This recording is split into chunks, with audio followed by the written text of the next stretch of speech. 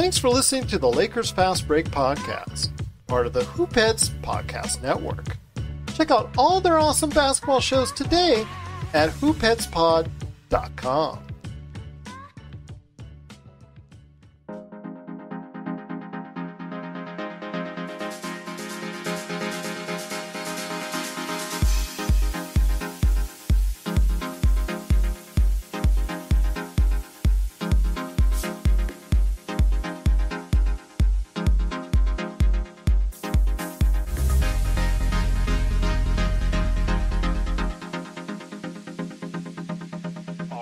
Back for another episode of the Lakers Fast Break podcast. It's Gerald Glassford coming right back at you here from Lakers Fast Break.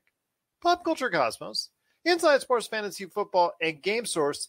We truly appreciate everyone out there listening to all of our shows. And if you can, please give us a 5-star review on Apple Podcasts. Plus, if you can like, share, subscribe, follow, or do anything that you can to support us right here at the Lakers Fast Break, Lakerholics.com, and the Hoopheads Podcast Network, plus also catch our shows every Sunday at 4 a.m. Eastern Time on Dash Radio.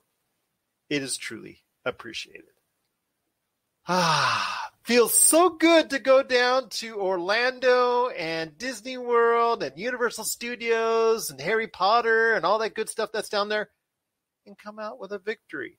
And that's what the Lakers did, as they went ahead and pulled away in the fourth quarter in a nip-and-tuck battle, pretty much all the way through, but they did pull out a victory, 114-103, as they pulled away in the fourth quarter, like what happened to them Saturday with the Mavericks, where the Mavericks pulled away from them. But they did the pulling away this time as they pulled away from the Magic in the fourth quarter, 114-103. Steady performance from Montrezl Harrell coming off the bench. He got a DMP the last game, came out with a vengeance this time around, so hopefully he'll be able to stay in the lineup a little bit more consistently with 18 points, 5 rebounds, and a fourth quarter blitz from none other than Dennis Schroeder. 21 points, 10 assists. Andre Drummond chipped in with 13 and 11. Anthony Davis looking a little bit more like himself today with 18 and 8, along with 2 block shots. Kyle Kuzma chipped in with 14, Caldwell Pope with 10, and the bench, a little bit of this, a little bit of that, outside of what we got from Montrezl Harrell. But again, it was a good victory, and here today to talk about the victory is a good man indeed. It is the mastermind of Lakerholics.com. You got to be part of the conversation today at Lakerholics.com. I know there's also a lot of great articles that he does first that you will see at Medium.com. It is LakerTom. And LakerTom, I see that smile back on your face once again. Things are going well. The Lakers went down to Orlando. They had fun at Disney World. They had fun at Universal Studios. They had lots of fun in Orlando because they came out the victors today. Well, they like Orlando. We know that much already. Yes. Championship there. Let me ask you this. Do you like those new color uniforms of Orlando? I'm still on the fence. I didn't like the uniforms. I thought they're kind of weird. They're like white and orange, I think. White with orange trim. Part of it is that when you have 20 different uniforms for every single team or whatever number that they have, in the effort to sell more and more uniforms, you got to miss sometimes, Yeah. Some of these combinations are really atrocious. I find the same thing true of the Lakers. I find it strange when they wear the all white with the powder blue or the blue with white uniforms. I know they're throwbacks for Minneapolis and so forth, but I'm used to seeing the Lakers in purple and gold, and I'd rather see them in purple and gold. I have no idea what the Orlando colors are. Now, I like the Mamba They've always jersey. been like a theme park, in a sense that you're just never quite sure. In fact, I know when I'm going down and I'm looking at a list of icons for the various teams and I'm trying to choose which team's records I want to look at or something, Orlando's always one of those that, I have to look twice and to figure out exactly what is the logo for Orlando. Magic, I like the Mamba jerseys for the Lakers. I will say that. So, that's not exactly purple and gold. It's all black with a little bit of trim there. But yeah, the Mamba jersey, but that has a good sense to it. I think that works. But I'm still prone to the yellow jerseys and the blue, the forum blue jerseys, if you will. Well, let's get back to the game. It's good to see the Lakers win. We've got 4 games against teams that don't have 500 records. We need to win those 4 games in order just to take the pressure off of us.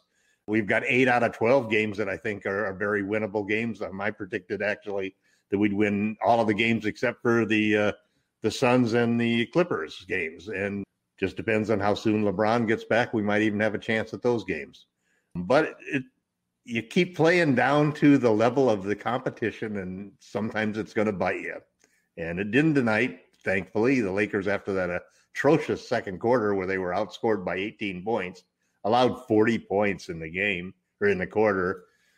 Came back, and it still basically, took a little lead, but they just still couldn't pull away until the fourth quarter. And Dennis had a great game. I loved how he was attacking the basket. He was shooting from deep. He was shooting from mid-range. His mid-range has become a real weapon at this point in time for the Lakers. Yeah. Because that's one play you can always count on when he goes in there for that. But, hey, it's a win. It's a win. It doesn't matter if it was against the Magic or against the Clippers. It still counts the same in the standings, and that gives us a little breathing room. It ends the 3-game losing streak. Hopefully the start of a 4-game or more winning streak. And we'll take it. We'll take it and be smiling and be ready to move on to the next game. We've only got 11 more games left, I guess, and then the season is over. And we're getting good signs, at least through Instagram, that LeBron is soon coming back. We saw AD finish off the game with his first 3 after missing 11 straight since he came back. So that's a good sign. We just have to look for the positive things at this point in time and see what happens. I'm a little, I'm still on my campaign for the fact that I think that we need AD to play a lot of center in the playoffs or we're not going to win. And hopefully Frank Vogel will understand that, and we'll have a nice conversation with Andre Drummond, Marc Gasol, and Montrezl Harrell as he tells all 3 of them that your minutes are going to go down once we get into the playoffs. Thanks so much to Chris Laudieri, who has his own great podcast, The Domination Sports Nation. Thank you so much for giving us the thumbs up. Also here today to talk about the game is a good man indeed. I want to ask you this. It is LRob. LRob has returned. And LRob, we are having a debate before you guys, you and both Sean, who is coming up next on the air. We were discussing a major issue in the course of the NBA, and that was, do you or do you not like the new Magic uniforms? I'm kind of neutral. I really didn't have a feeling one way or another about it, to tell you the truth. Kind of had to speed through the first half, so was in my car listening, and the Lakers, was up by about, 5 or 6 when I went to the store. When I came back out, they were down by about 8 points. I was like, whoa, what happened? So, yeah, I didn't have a chance to scope the uniforms too much. I'll have to. You don't want to listen to the second quarter. You don't want to listen to the second quarter. Well, that's when I was listening. So, at any rate, so I didn't have a chance. So that may have blurred my vision when I finally did get home to turn on the game and speed through the first half. But your impressions on the game overall, again, a solid performance from Montrezl Harrell coming back after the DNP, and, of course, closing it out strong was Dennis Schroeder. Your thoughts on the game today? Yeah, you know what? The lane was open for Dennis the whole game, I felt. I was just wondering in the first half why he didn't probe a little bit more and take advantage of it. Maybe he was just waiting till the fourth quarter to exploit it, because once he did, it was there, and he just kind of took over and won the game. So I thought the Lakers played decent defense. Attention to detail was a little bit better. That old Kiki, boy, he was tough. Yes. I thought that gave Orlando a big boost when he took it down the middle and slammed on Drummond. Thought that was a big momentum play. But I thought the Lakers was good. Took care of the basketball, beat them up on the boards, what you should do when you're a bigger and more physical team. So nothing to get excited about, but a W is a W. But also here today to talk about the game is a good man indeed. You got to check him out every time he posts something at Lakerholics.com. It is the Magic Man, Sean Grice. And Sean, you've got to be impressed with how the Lakers closed out today's game, the exact opposite of the way they closed out the game on Saturday. So I want to hear your thoughts on what really worked in that fourth quarter for the Los Angeles Lakers. My goodness, Gerald, I thought Dennis Schroeder summoned the ghost of the Red Baron, just shooting the lights out of Orlando. I think we went on a 19-9 run, and Dennis was responsible for 17 of the 19 points. He made 11. I think one was a 3, 4 were at the rim. And then he assisted on a KCP 3 and AD's 3.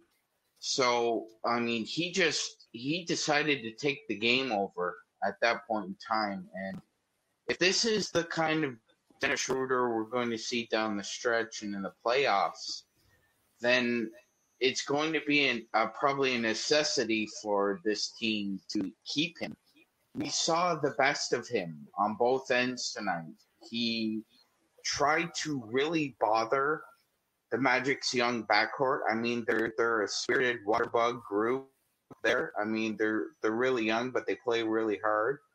So to cap it off, I mean, the uniforms are god-awful. I mean, I was a 90s kid. I grew up with the Orlando Magic having, I loved the white home unis with the silver star, and the blue ones were very nice too. And you had the little white indentations for star. Like, there were a lot of nice things that the Magic did with the uniforms, and this is just ugly as hell. I mean, it looks like an orange creamsicle melted.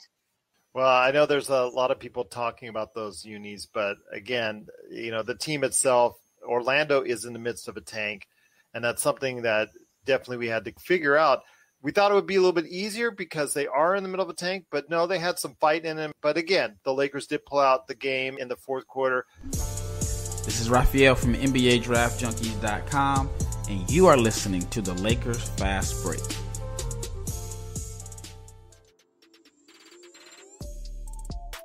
Hey, hoopheads, we all hate ankle sprains, and they happen way too often. Ankle injuries are the number one sports-related injury. Arise is trying to change that.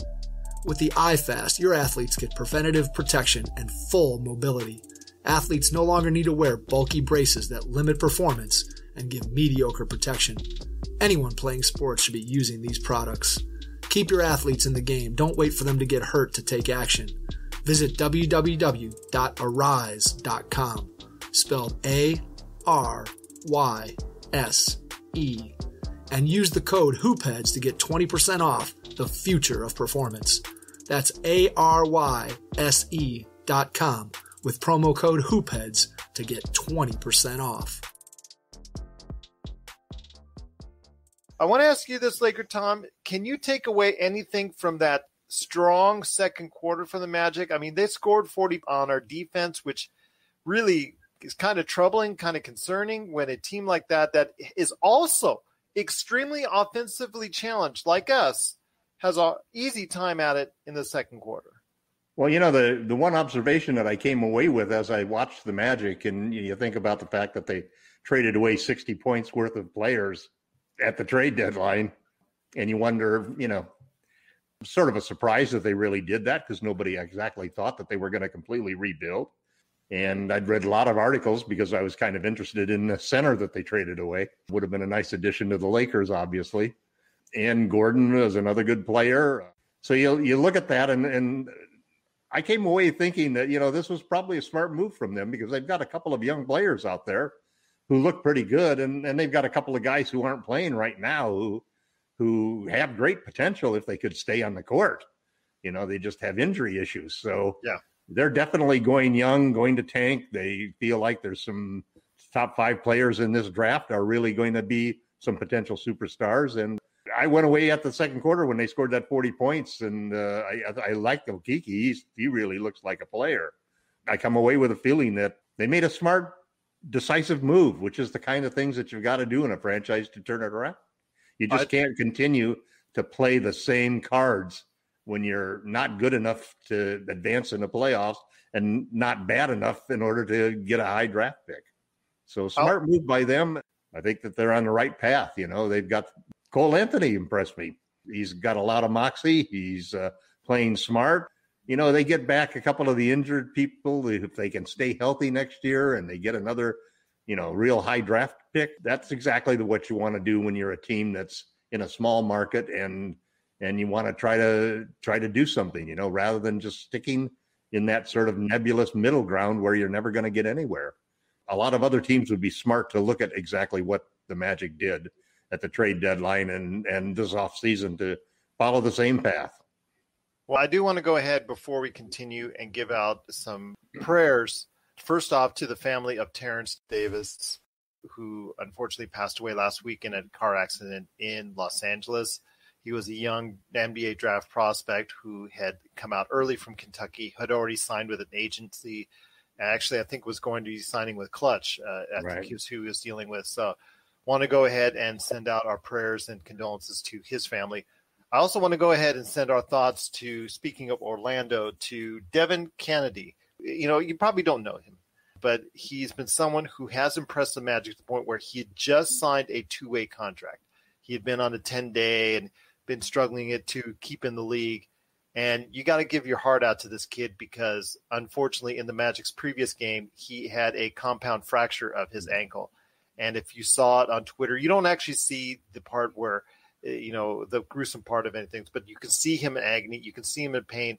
And I want to also give a shout out to Mo Bamba, who I'm hoping will someday get enough time in the league to go ahead and determine whether or not he was worthy of that lottery choice. We'll see. I still think he needs more time. I still think he needs more playing just to be out there, because he's always been behind in the rotation. But I do want to give him credit for giving a uniform off his back when he noticed the compound fracture and his teammate bleeding through the ankle there. I want to go ahead and give him props that he gave him the uniform off his back to wrap up his ankle to try to go ahead and apply some pressure. That took a lot of class. I noticed a lot of the players, if you look at it on Twitter, started to walk away when they saw him writhing in pain and saw what was going on. He was the only one that stood up to and helped him out. So I appreciate everything that he did on that, and all thoughts to Devin Kennedy, who went into successful surgery today. So all prayers to him and the Orlando Magic. So hopefully, like you said, Tom, they've got a nice youth movement that they're starting. So I wish them all the best. But LRob, I know it was a game today that we had to have. And in the coming week, we've got, like Tom said, some very easy games or very winnable games, although Washington's been red hot. That's not exactly going to be an easy game, but very winnable games coming up. How important is it for the Lakers over the course of the next week to 10 days to get at least a majority of these games in the win column? Well, I think it's very important for me and Tom's sanity. So, keep us from jumping off the ledge. That is why it is important that all seriousness, you just want to build a little cohesiveness. You got a lot of new guys with Drummond. Davis haven't played that much with Dennis. So you have a lot of guys. THT hasn't played a ton with AD. Or Drummond, of course. So you got a lot of guys that's got to get comfortable playing with each other. So that's really the most important thing. And for AD to get a little more confidence in his, ability to play without worrying about being injured, and then work LeBron back into the mix. But having said that, if you're going to play the games, you might as well win. And I don't see anyone on any of those teams that they can't beat. So I think they'll hopefully accomplish both at the same time. So handle your business. Go out and create some wins. I think LT said on Lakerholics that he's predicting 10-2. So for the rest of the way, it's one down. I'm with him. I'm like 10-2. Even I think I one up them and said, let's go 11-1. Let's go. Let's go for this. Let's do this. The Lakers can do it. It's time. We've been getting sand kicked in our face for a month now. How did I not expect LakerTom to have a gaudy record for the Lakers on the rest of the way out of the season? So that sounds like LakerTom. And LRob, you're riding that train as well. Well, LakerTom, hopefully we'll match that record. Hopefully we'll be closing out the season strong. But MagicMan, before we get to the conversations in regards to what you're doing, what LakerTom is doing on Lakerholics.com, and LRob, I've got a great question for you and everyone else coming up at the end that I put in the notes that people can see on Facebook. And that is this. First off, MagicMan, I wanted to go ahead and ask you real quick, how do the Lakers keep now a momentum? How do they get this start rolling? Because, again, AD, still very rusty. We're still seeing a lot of the things on offense and defense he's not picking up right away. There's still issues as far as generating offense at certain times. We saw it again in the second quarter. They were able to go ahead and play well for 3 of the 4 quarters, but how can they start gaining some momentum before LeBron comes back? Yeah, Gerald, like I've said before, I've been an avid AD fan since his freshman year at Kentucky. So just to get him going offensively, it was really nice to see in the fourth quarter where everybody set him up in the position where he was comfortable. He let the ball go. It seemed like he got his legs underneath him finally in the fourth. And he made his last 3 shots, including a big 17-footer and like Tom said, a 24-footer on the next possession they had. So to me, it's just a matter of him it's almost like, Gerald, have you ever have the fortune of driving a sports car, like a Lamborghini, Ferrari? I have driven high-end sports cars because I was a manager for Hertz, so we rented them out. So yeah, I've had that pleasure. So when you felt that first kick, what was that momentum like when you finally went into third? Well, when you kick it up into high gear out into the 95 or the 215, you have that sense of power. You have that sense of momentum. You have that sense of acceleration you don't have when you're driving the family van or the family sedan. Right, exactly. Now, mind you, the biggest thrill for me, well, I will say this, the biggest thrill for me was when I had a diesel 350 under me. Now, that was a tremendous thing. And try going through the drive-thru with one of those big trucks. That's hard. That is really hard. I haven't done that personally, but that is quite a feat, man. But this is what I'm saying. I really think Frank Vogel, if the minute restrictions are off and we're playing the Wizards, okay, he gets a day off to rest. You put that Maserati back in the garage. You let the engine cool off a bit, and then you bring him out and you rev him up again. Because I think that's the only way for him to get going now is just to finally rev it up. He got his legs underneath him. He's been off for 2 months. There's no minute restrictions. Then he's good to go. If there's no minute restrictions, then they think and he thinks he's ready to go. So I think we're going to see AD kick it up in gear, and I'm predicting he's going to drop a 30 piece on the Wizards, at least a 30-10 game. Well, the only thing is you got to remember his outside shooting has not been there the entire year. If he can get that close to the 3-point range, even in the mid-30s, I'm not asking for 40%. I'm not asking for 38. I'm asking for at least 33 to 35. If he gets that, then that makes the Lakers so much more viable on the offensive end and brings out so many more things, because if they see AD hitting from the outside, at least even somewhat consistently, that makes so much things easier for the Lakers. But guys, again, it was a great victory for the Lakers. It was a nice victory in Orlando. Had some fun in Disney World. Once again, the Lakers won 114-103. They had a great time indeed in Orlando. But before we head on out, I want to go ahead and ask that question in a sec, LRob. I've got that coming up for you. But LakerTom, I want you to go ahead and tell everybody what you're cooking at LakerHawks.com. I'm working on a piece right now that talks about the Lakers Rent-A-Centers and how they ought to bench the Rent-A-Centers and put AD at the starting and finishing center position. I'm a firm believer that I've seen enough of Andre Drummond, Marc Gasol, and Montrezl Harrell to know we're not going to win a championship with them starting and finishing games.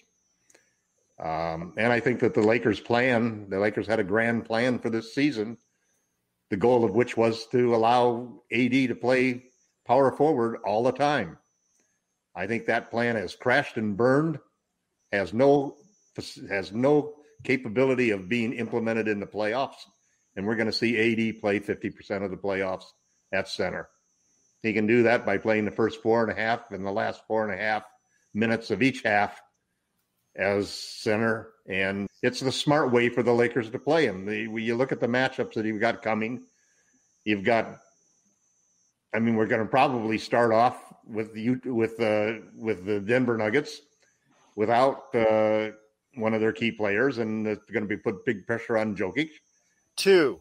Remember, Will Barton III is already. He might be back. He might be back though. They have said he's not out for the playoffs. Yeah. But anyway, I think that Nikola Jokic is somebody that we don't have anybody else to guard him. He's going to abuse any of the other 3 centers that we put out there. So you have to have AD match up against him, and it's not a case where he's going to be punished by physicality and banging in the post against him. Same thing when you go to Gobert. There's only one player we've got who can pull Gobert out to the 3-point line and make him actually can send him out of the game. You can put him on the bench with a player like AD. So for the first 2 rounds of the playoffs, I think it's going to be important that AD play center. And how does that impact the next 12 games, the next 11 games? Because they're not going to play him at center in the next 11 games. They're going to continue to try to figure out, what can we do with Drummond? What can we do with Gasol?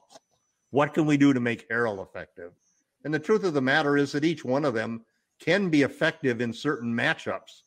And we're going to see a lot of those matchups in the next 2 or 3 weeks.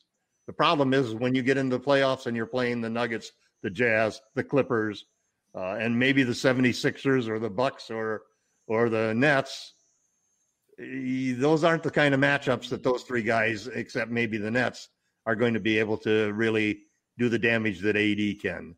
So I think people have forgotten how good Anthony Davis was in the playoffs last year. I think they've forgotten that Anthony had no problem playing center 50% of the time. And I also think that the Lakers are going to, by the time we get into the playoffs, they're going to understand that Montrezl Harrell's not coming back. Andre Drummond is not coming back. And most likely Marc Gasol is not coming back. So why invest money and goodwill in giving them minutes to play unless we have a matchup that works for them? And most of the matchups that work for them are going to be coming off of the bench rather than starting the game. Well, I'll tell you what, LRob, during the course of your explanation in regards to a matchup between the Denver Nuggets and the Los Angeles Lakers, he was shaking his head a little bit. So, LRob, before we go into the question I have for each of you, but I'm going to start off with you. I think you had something you wanted to go ahead and say to LakerTom. I mean, two things. First, Tom said he wants Anthony Davis to play 4.5 minutes to close the first half and 4.5 minutes to close the game. That's 9 minutes. If he's playing 50% of the minutes at center, that's 24 minutes. So I don't know where the other. Well, no, if he plays the first 4 to 5 minutes, the first and the last 4.5 minutes of each half. Okay. That'll be 18 minutes of the 36, which he played last year. And that's basically what we did with him last year, except when we had the matchups where I think we had Howard come out against Joker and play him at the start of the game. Center 18 of the 48 minutes. Is that what you're saying? Yeah, and that'll leave 30 minutes to be split among the other 3 guys. Oh yeah, no, based upon the matchup with whoever the second string center was for those teams. Absolutely, that's a good plan. But you do not want Anthony Davis playing against Jokic. When Anthony Davis guarded Jokic last year in the playoffs, he took him right to the post, banged him, and scored at will on him. That was not pretty. Yeah, but now we can double him. That's simple. You have to double him. You can't let him go down there against anybody. He's going to score standing underneath the basket. You don't want Anthony Davis wearing himself out against Jokic, one of the best players in the league. You do not want him doing that. It's better to have some competition against him than to have him take Drummond to school. There's no way that Harrell can guard him. There's no way Gasol can guard him. Yeah, well, let Drummond. I mean, that's why Drummond's on his team. Let him bang on him. Let him use some fouls. Let him, follow Dwight Howard. I thought Dwight Howard was very significant. I think Dwight Howard is a lot better defender than Andre Drummond. 10 times he's a much better defender. That's the difference. I'm always amazed when he blocks a shot because most of the time he doesn't even get off of the ground to contest shots. It's like he doesn't really have that. The big penguin. It's the big. Is that penguin. why the big penguin thing is? Yes. Penguins can't fly. It fits. It fits his game. What I was going to say is this, to backtrack on what Tom and LRob were saying. Vogel's made it a point to scheme to get Jokic in foul trouble.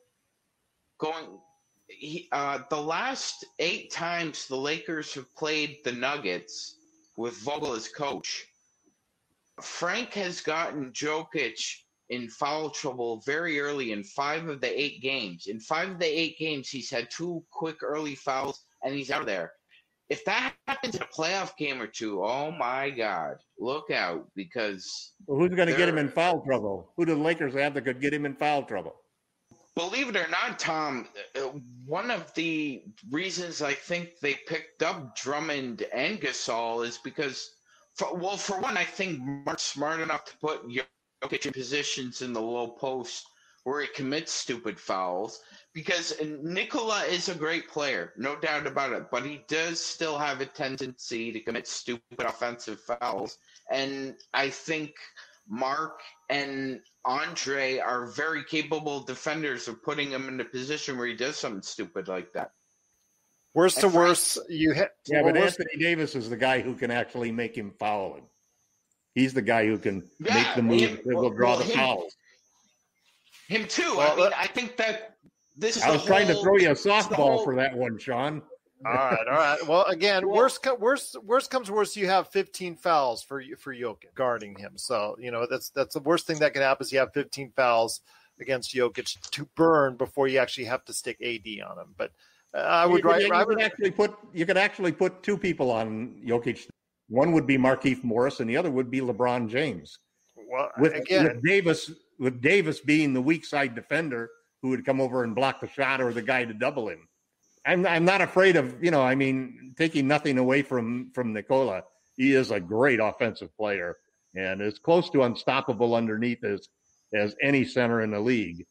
But he's missing his Robin, and that's going to make a big difference when we play them. Last year, Mirage, because of the pandemic, do we just wipe that championship off the board when we played Dwight Howard significant minutes and say that don't count? Because that was the key to that series as far as that's concerned, because Dwight Howard's play against Jokic was definitely a key for the Lakers winning that series as easily as they did.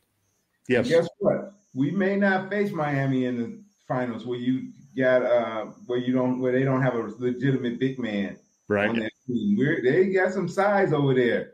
You're gonna face Lopez possibly. You're gonna face Embiid.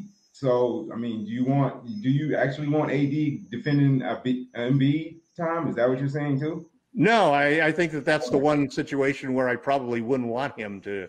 I think that Joel is the one player who could really bully ball AD.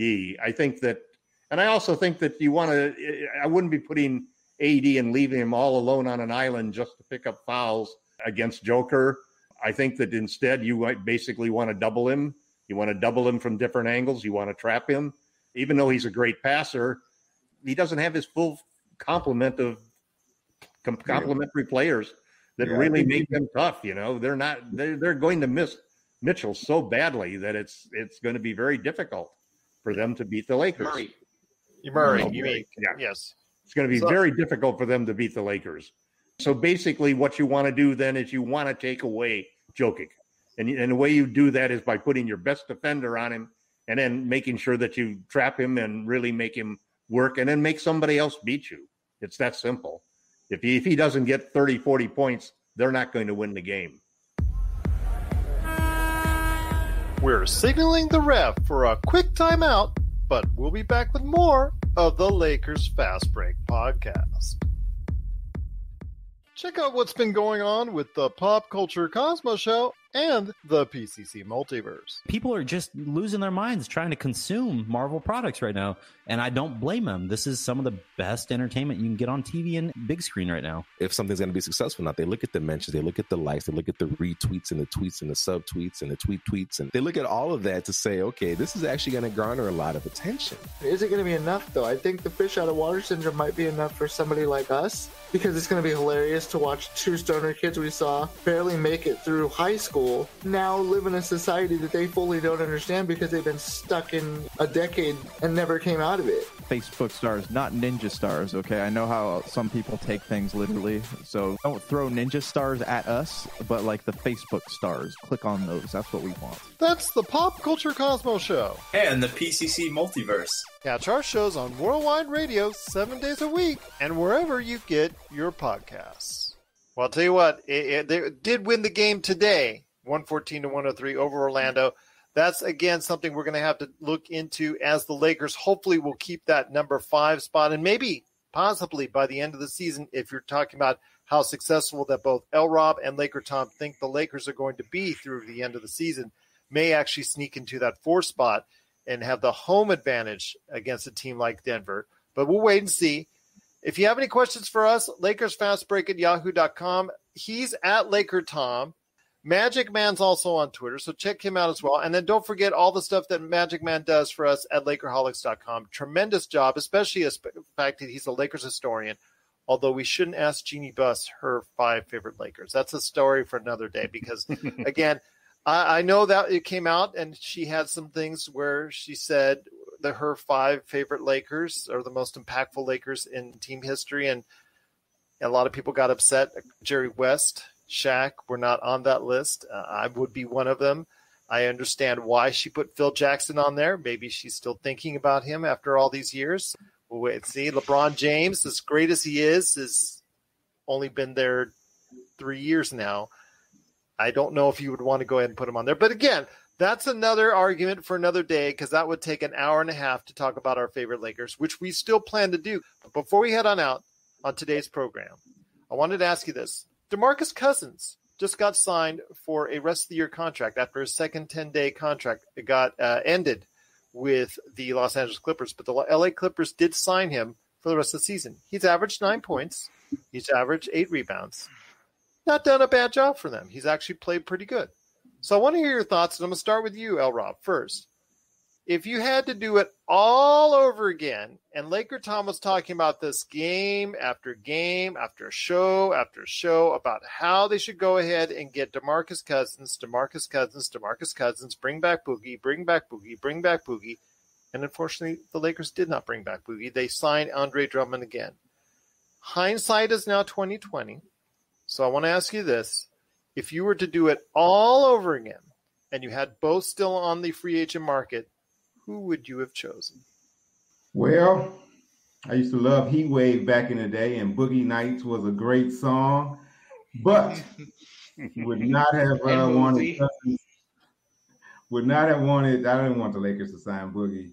I mean, I know Tom loves his outside shooting and that element that he brings to the game, but I can't get the image of him playing in the playoffs, and I know he was coming back off an injury for Golden State a few years ago when he was surrounded by all that talent, and he did not look good at all. He couldn't compliment those guys. I think he may have played one good game out of that whole playoff run. So I'm happy for him. I'm glad that the Clippers re-signed him, and he'll be, having a chance to compete for a championship, but I don't think he would have added much to the Lakers.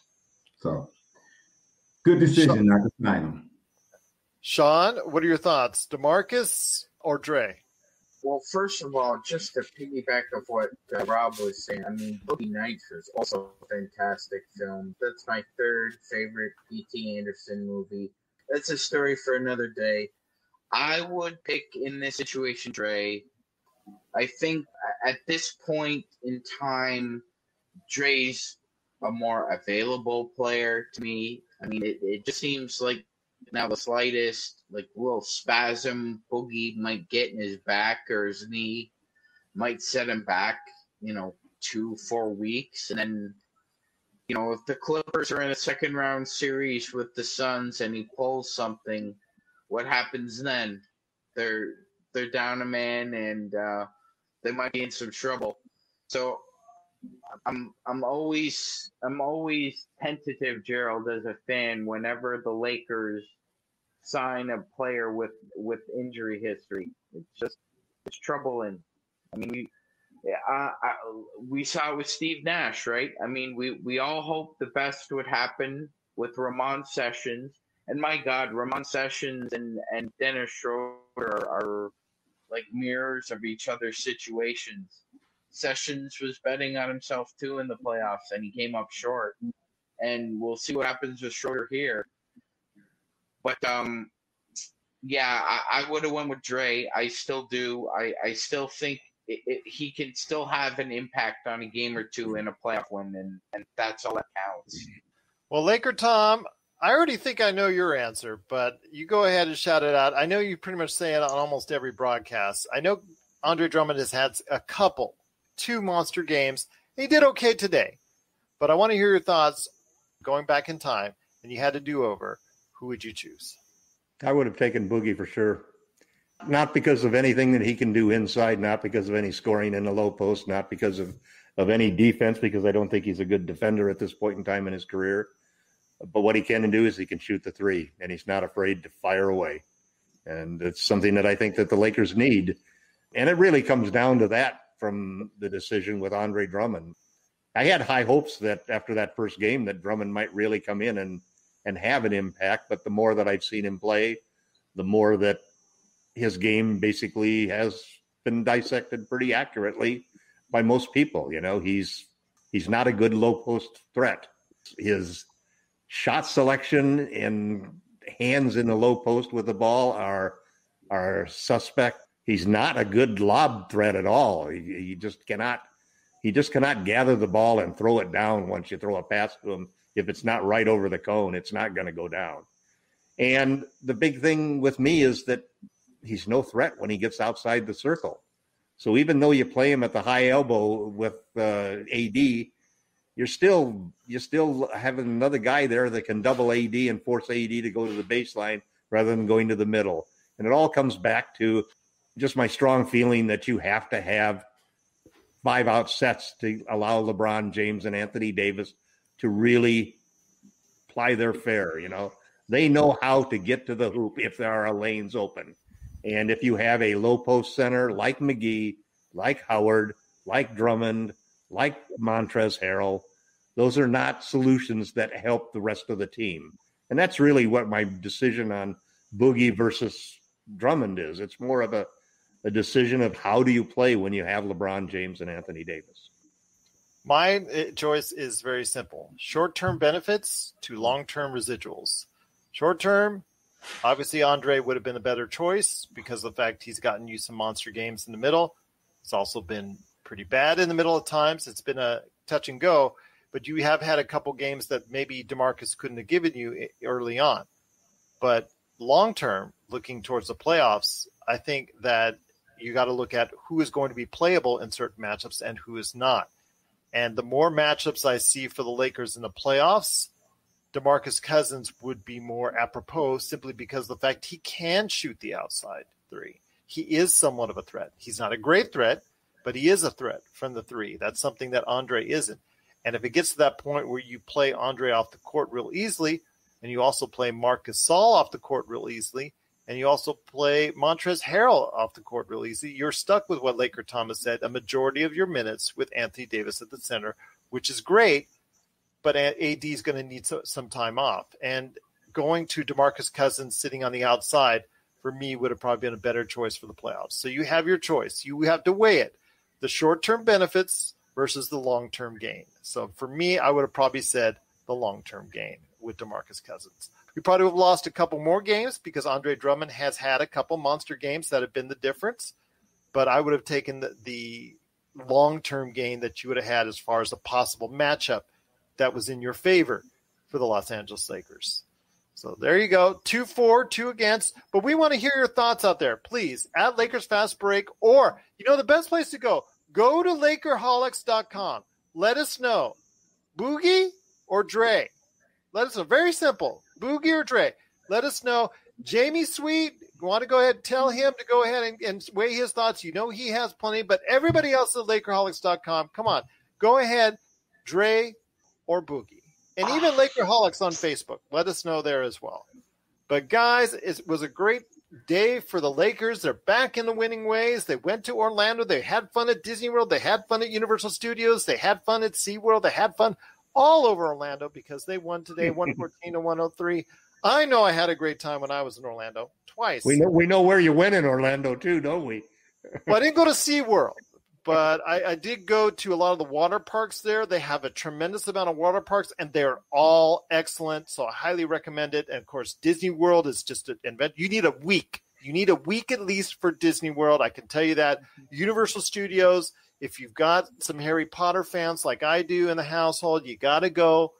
But, yes, definitely Orlando's a great time. But you need $10 million, and you need 10 days. Simple as that. But again, the Lakers had fun in Disney World, 114-103. We will be back Wednesday in the Wizards and Washington. That's right, because they are not going to be giving Joe Biden a jersey or anything like that. So they will not be meeting the president in Washington, D.C. No, I'm sorry for interrupting you, Gerald. I wanted to say during this whole global crisis that it's commendable the organization thought best. Just, thanks, but, we know you have bigger priorities at this point.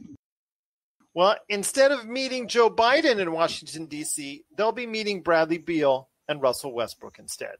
So check us out on Wednesday after the game. It's going to be hopefully a great win for the Lakers once again. It's not going to get any easier in about 5 to 7 games, but LakerTom and LRob have the Lakers on a winning streak all the way to the playoffs. MagicMan and I, we're hoping that we can ride that train as well. If you have a chance, check us out, YouTube, Facebook, wherever you get your podcasts, Dash Radio, also as well the Hoopheads Podcast Network. Got a big shout out for them. And of course, everyone at Lakerholics.com. Once again, it is the Lakers 114-103. We'll be back Wednesday after the game against the Washington Wizards right here at the Lakers Fast Break Podcast.